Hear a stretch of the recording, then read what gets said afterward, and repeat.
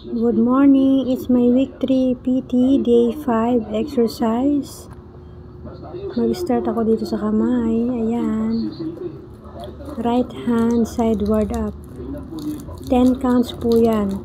Nakahang ng 10 seconds bago i-up ulit.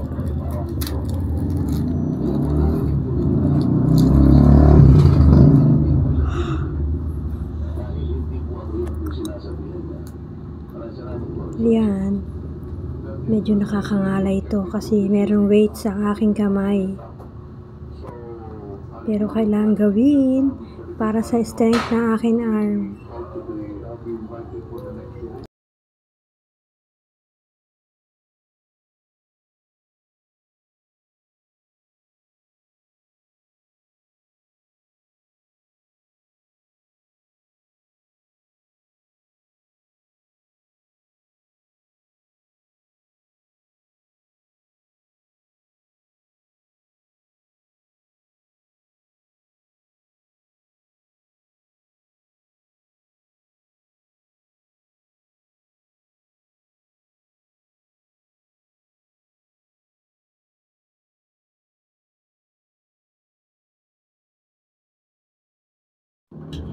Next, arm forward.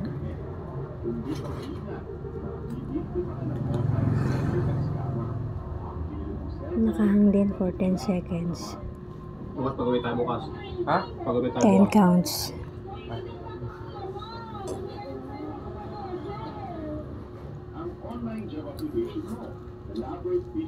Yan. Hinay-hinay lang. Hindi ganun kadali ang exercise na ito kasi ayan, nakakangalay siya sa arm. Lalo na kung wala pang strength ang arm.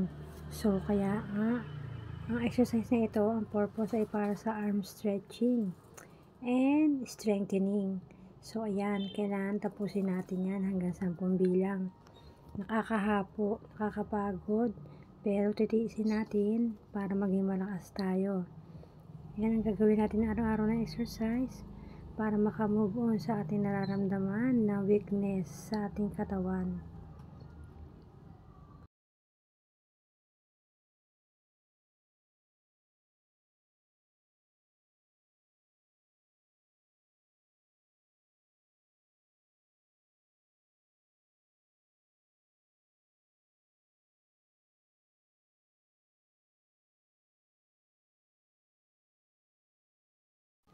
Ayan, arm raising, both hand, and then meron ding leg raising. Inuna kong left forward, legs forward, raised. 10 counts din.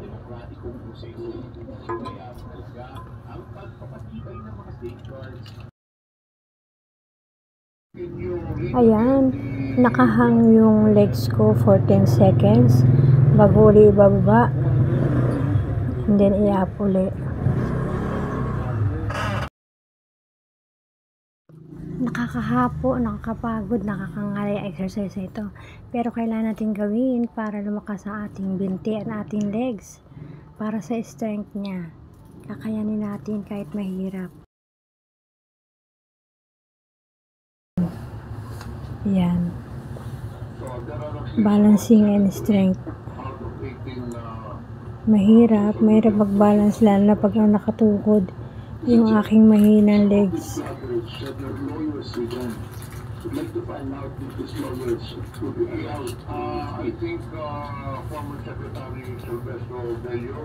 Yan, tiyaga lang, kakayanin kahit mahirap.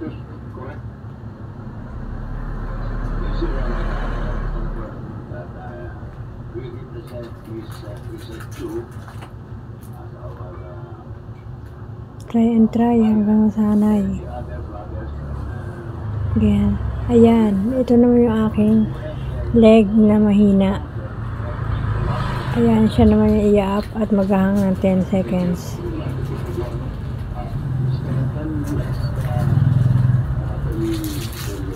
Madali lang kasi yung left leg ko na nakatukod, yan yung malakas.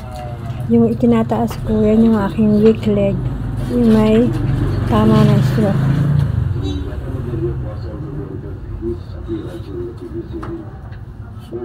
Ihang natin for 10 seconds. Magkakount tayo ng 10 times na naka-up siya.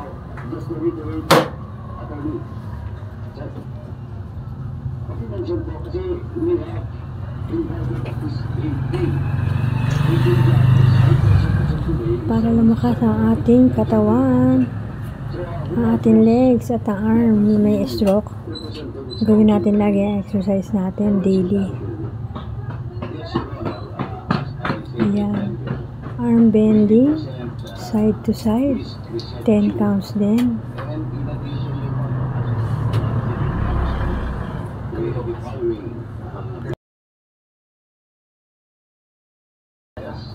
After exercise, pahinga lang ako ng 30 minutes. And then, maliligo na ako. Arm forward raise.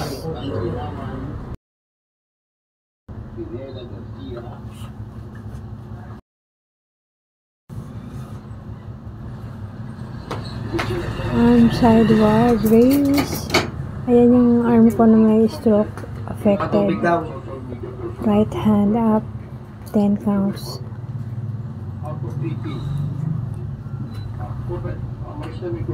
Hindi ka na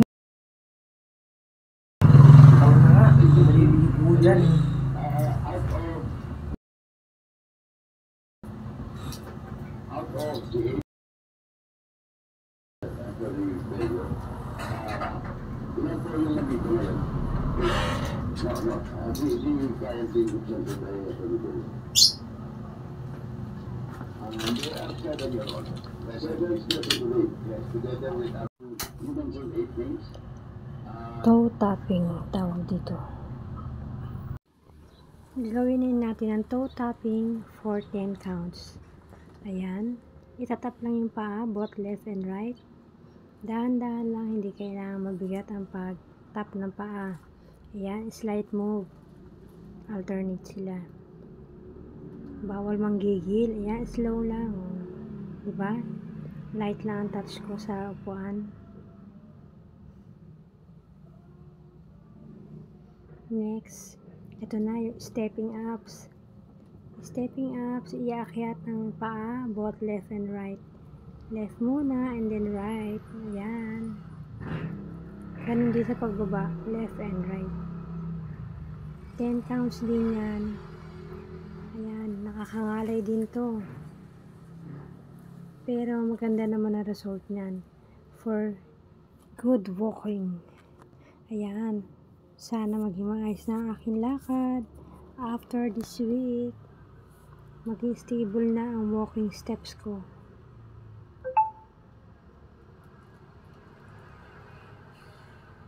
Tsaga-tsaga lang, sipag-sipag sa pag-exercise para gumaling tayong lahat. Maging magandang pakiramdam at makamove on na tayo sa ating stroke. Makatulong tayo sa mga gawain sa bahay.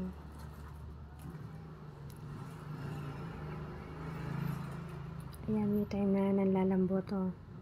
Ibig sabihin pagod na ang legs ko. Ayan, pero tatapusin ko.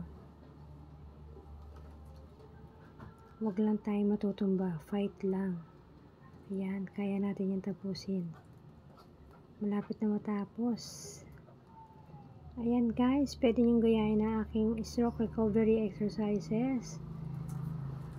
Yung iba dyan ay galing sa aking PT. Ayan, hinaluan ko na lang ng ibang exercise.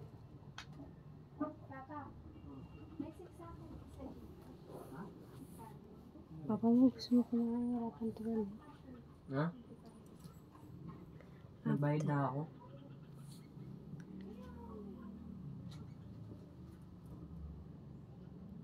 Ayan, malapit na matapos ang aking stepping ups. Tapos niyan, magpapahinga ako ng 30 minutes para maligo naman. Para fresh na ako.